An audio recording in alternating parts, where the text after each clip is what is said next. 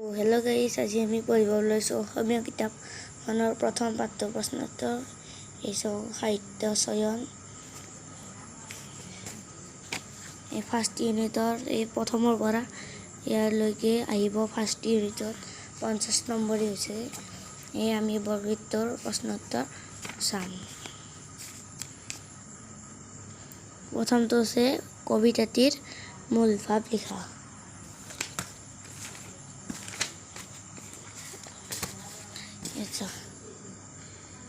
মাধৱদেৱ কবিতাটিৰ মাজেৰে পৰম পুৰুষ ভগৱান শ্ৰীকৃষ্ণ শিশুকালৰ বৰ্ণনা দাঙি ধৰা হৈছে। ভকতৰ মনোবাঞ্ছা পূৰণ কৰিবলৈ কৃষ্ণই সাধাৰণ শিশু ৰূপত উপজি যশোদাৰ ঘৰত নানা চাতুৰি খেলা চলাইছে। মাকে স্তন পান কৰিবলৈ নিদি উতলোৱা গাখীৰ নমাবলৈ ঘৰৰ ভিতৰলৈ লৰ দিয়ে। ইয়াতে লাগিল কৃষ্ণৰ অভিমান। কৃষ্ণই খঙত মাখনবোৰ নষ্ট কৰিলে, কিছু নিজেও খালে আৰু লগৰ বান্দৰবোৰকো ভগাই দিলে। তাৰপিছত দ্বিতীয় প্ৰশ্নটো হৈছে মাকে কৃষ্ণক কোলাৰ পৰা নমাই থৈ ঘৰৰ ভিতৰলৈ যাওঁতে কৃষ্ণই কি কৰিছিল? কৃষ্ণ খঙত মাখনি ভাঙি মাখনবোৰ নষ্ট কৰিলে, কিন্তু নিজেও খালে আৰু লগৰ বান্দৰবোৰকো ভগাই দিলে। 3 নম্বৰটো হৈছে কৃষ্ণই লৱণবোৰ কাক ভগাই দিছিল? লগৰ বান্দৰবোৰক ভগাই দিছিল। 4 নম্বৰটো হৈছে শিশু কৃষ্ণৰ চাতুৰি খেলা বৰগীতটিত কিদৰে প্ৰকাশ পাইছে? কৃষ্ণই মাথনি ভাঙিব ধৰি মাখনবোৰ নষ্ট কৰা আদি কাৰ্যৰ মাজেৰে বৰগীতটোত তেওঁৰ চাতুৰি প্ৰকাশ পাইছে। 5 নম্বৰটো হৈছে ক্ষীৰ ৰাখিতে গৈও মই ইয়াত মাই বুলি কাৰ কথা কোৱা হৈছে? যশোদাৰ কথা কোৱা হৈছে। 7 নম্বৰটো হৈছে কৃষ্ণই মাথনি ভঙা দেখি যশোদাই কি কৰিছিল? কৃষ্ণই মাথনি ভঙা দেখি যশোদাই খঙত সকলো দধি নষ্ট কৰি ক'ত পলাবা বুলি কৃষ্ণক শাস্তি দিবলৈ খেদিবলৈ ধৰিলে। 8 নম্বৰটো হৈছে বৰগীতটিত উল্লেখ থকা গাখীৰৰ পৰা প্ৰস্তুত হোৱা দুবিধ বস্তুৰ নাম লিখা। 1 নম্বৰ দৈ আৰু 2 নম্বৰটো লৱণো হ'ব।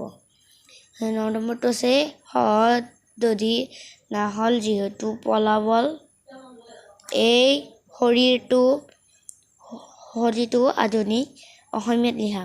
সকলো দৈ নষ্ট কৰি ক'ত পলাবা? প্ৰসংগ সংগতিটো মই কৈ নাযাওঁ, আপুনি বন্ধ কৰি চাই ল'ব।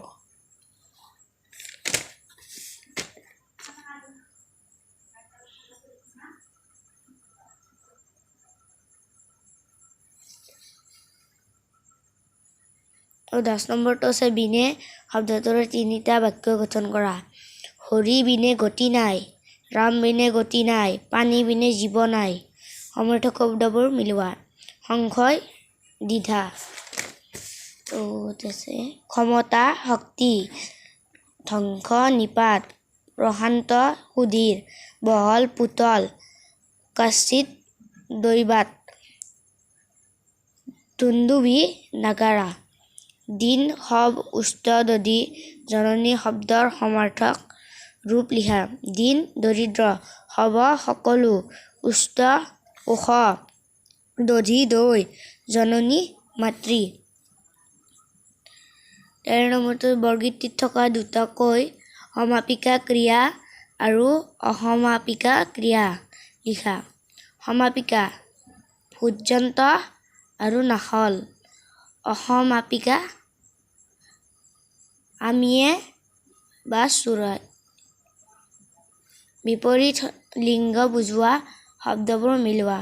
পুত্ৰ কন্যা, পিতৃ মাতৃ বা জননী, পুৰুষ মহিলা বা স্ত্ৰী বা নাৰী, বালক বালিকা, পতি পত্নী, ৰজা ৰাণী গোৱাল গোৱালিনী তো আজি আমাৰ ইয়াতে হৈ গ'ল নেক্সট ভিডিঅ'ত আমি এইটো পাঠৰ প্ৰশ্ন উত্তৰ আলোচনা কৰিম তো বাই আপোনালোক মোৰ চেনেল নতুন আহিছে তো ছাবস্ক্ৰাইব কৰি দিব আৰু ভিডিঅ'টো ভাল লাগিলে লাইক শ্বেয়াৰ কমেণ্ট ছাবস্ক্ৰাইব কৰি দিব থেংকছ